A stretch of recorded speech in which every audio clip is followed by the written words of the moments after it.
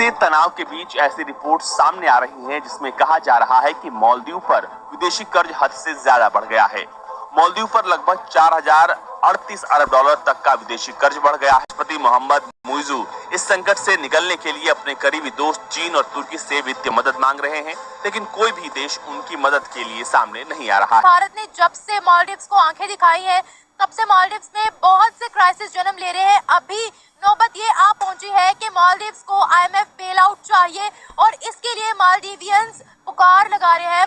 मालदीव्स की आवाम कह रही है कि हमें प्राइम मिनिस्टर मोदी ही इस चीज में हेल्प दे सकते हैं। सिर्फ प्राइम मिनिस्टर मालदीव्स हो गया बैंकरप्ट, मालदीव्स की हो गई कुर्की, और ठीक चल रहा था 3-4 महीने पहले। 3-4 महीने तक वो ठीक चल रहा था मोटा मोटी मालदीव्स। घरेलू आय 5.6 अरब डॉलर है और इस हिसाब से देखें तो मालदीव पर कर्ज काफी बढ़ गया है। वो बड़े संकट में फंसता हुआ दिखाई दे रहा है। जो कंट्रोवर्सी छिड़ी है भारत और मालदीव्स के दरमियान, मालदीव्स अपने घुटनों पर आ गया है, ये साफ नजर आ रहा है। हर चीज में उनको भारत की मदद चाहिए। मालदीवियंस खुद पुकार लगा रहे हैं भारत को। हाँ, प्रॉब्लम थी, कर्जे थे, पर कर्जे तो हर एक देश के ऊपर होते हैं। अमेरिका, भारत, रूस, चाइना, सबके ऊपर कर्जे हैं। तो देश अपने कर्जे मैनेज कर लेते हैं। ऐसी पढ़ाई करते रहो, पाकिस्तान ने पीछे रह जाना, उन्हें तरक्की कर जानी है। हमने बस पढ़ाइयाँ करते जाने दूसरे मुल्कों की, ये हो गया वो हो गया, अपने मुल्क के बारे में कुछ कहना। आजकल जो जमाना चल रहा है ना, ये जंगों मंगों का दौर नहीं है, अब इकोनॉमिकल जो जंग है उसका दौर है।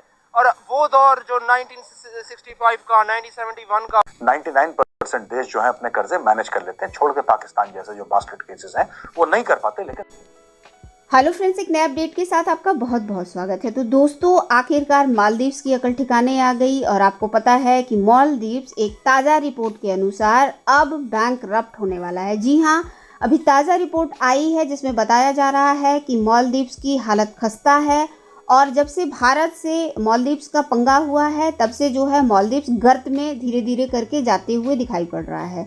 जी हाँ, अभी जो है ताज़ा रिपोर्ट आई है जिसमें बताया जा रहा है कि 4038 अरब डॉलर इनके ऊपर विदेशी कर्ज है और इसी से मिलता जुलता कर्ज इनके ऊपर घरेलू भी है।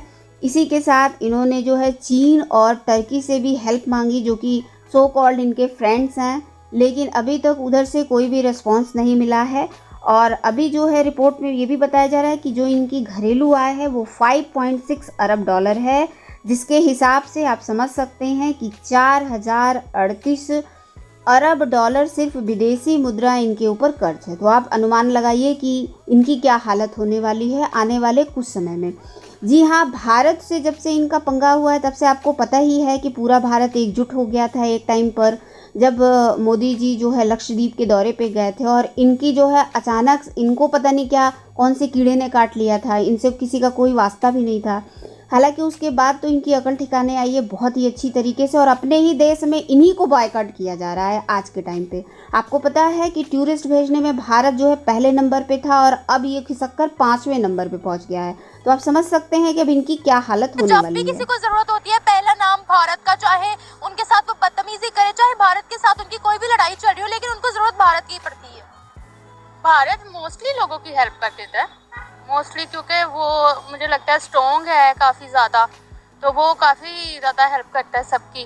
तो फॉर एग्जांपल अगर किसी को हेल्प चाहिए वो अपने ही लोगों की काफ़ी हेल्प करता है ना। मोदी देखें अपनी आवाम के साथ वो कितने टाइम से प्राइम मिनिस्टर ही है और आगे भी लोगों का उसको हटाने का कोई ऐसा इरादा नहीं है। तो बेहतर है कि आपको कैसे पता? मैं देखती रहती हूँ। क्या देखते हैं? सबको देखती हूँ मैं मोस्टली मेरे अपने भी टिकटॉक पे 20,000 फॉलोअर्स हैं, तो मैं हर चीज़ में अपग्रेड रहती हूँ कि क्या करना है क्या नहीं करना। यानी कि आप भारत के मीडिया को फॉलो करती हो? हाँ, फॉलो करती हूँ, मैं देखती हूँ काफ़ी ज़्यादा। वहाँ की आवाम अपने प्राइम मिनिस्टर को बहुत ज़्यादा लाइक करती है। प्राइम मिनिस्टर नहीं करती वो। प्राइम मिनिस्टर ने किया क्या? प्राइम मिनिस्टर ने अपने आवाम के लिए बड़ी चीज़ें बनाई हैं। वहाँ पे देखें ना, बच्चों के वहाँ पे स्कॉलरशिप्स भी यहाँ से जाते हैं। वहाँ पे बच्चों को अगर कोई बच्चा वहाँ पे, जैसे यहाँ पे तो CSS वाले बच्चों को पास ही नहीं करते, लेकिन वहाँ पे CSS वाला बच्चा जब पास होता है तो उसको बड़ी फैसिलिटेट करता है, वो सब कुछ बड़ा कुछ करता है यार।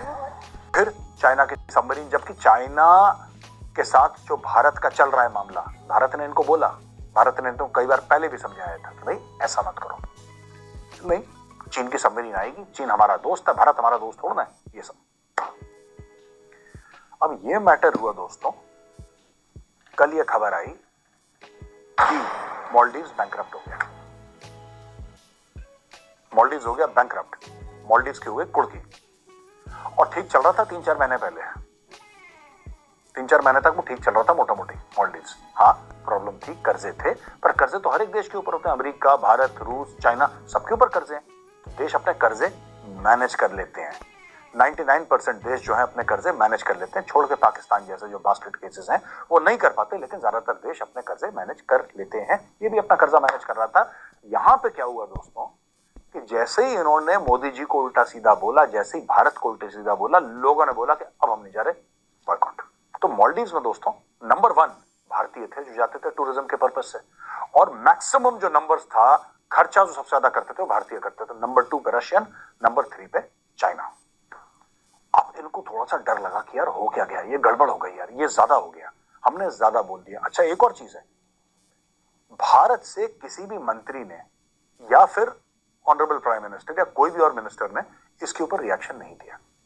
जो भी रिएक्शन था बड़ा फॉर्मल था कि बड़ी अफसोस की बात है, ये सब जैसे नॉर्मल डिप्लोमेटिक होता है। किसी ने, जिसको हम क्या बोलते हैं लखनऊ में कहते हैं, चीकटपना नहीं करा किसी ने। जैसे चीकट है ना यहाँ के लोग मालदीव्स के, तो वो चीकटपना यहाँ पे नहीं था। यहाँ पे बड़ा क्लासी तरीके से इस चीज का जवाब दिया गया। अब पता लग रहा है कि मालदीव्स बैंकरप्ट हो गया दोस्तों। क्यों हो गया मालदीव्स बैंकरप्ट, ये भी जानने की जरूरत है। मालदीव्स का 60% लोन उन्होंने चाइना से लिया, चाइना के 2 बैंकों से। उन्होंने अपना 60% लोन लिया है। यानी कि चीनी अगर बोलेंगे कि कूदो, तो ये नहीं कि कूदना है नहीं कूदना है, ये बोलेंगे कितना ऊंचा कूदना है जनाब ये बताइए। तो मालदीव्स बन गया है चीन का नौकर, स्लेव, गुलाम, दास, ये बन गया है। अच्छा, दूसरी चीज, चीन ने इनको पैसे दिए। जब चीन ने इनको पैसे दिए, और कितने पैसे आपको पता है, ओनली $4 मिलियन। $4 मिलियन कितना होता है, लगभग 35 करोड़ रुपए। मोटा मोटी कह रहा हूं, 1-2 करोड़ दायमा होगा, यानी 8.2 8.3 टू $1 होता है ना, 83 रुपीज टू $1। आप ये मान के चलिए तो आप देख लीजिए कि करीब 35 करोड़ का गेम है।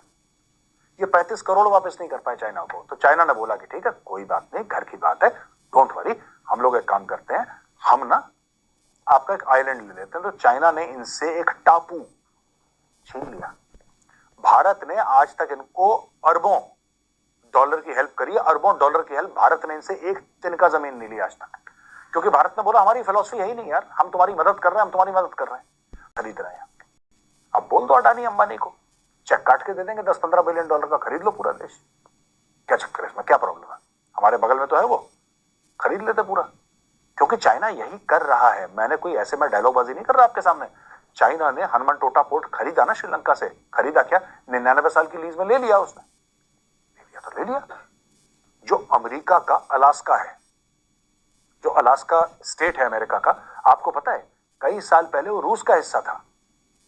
रूस ने बेचा, अमेरिका ने खरीद लिया। तो खरीद फरोख्त तो चलती है, ऐसे दसियों एग्जाम्पल हैं। तो हमें ये कर देना चाहिए था, हमने नहीं करा।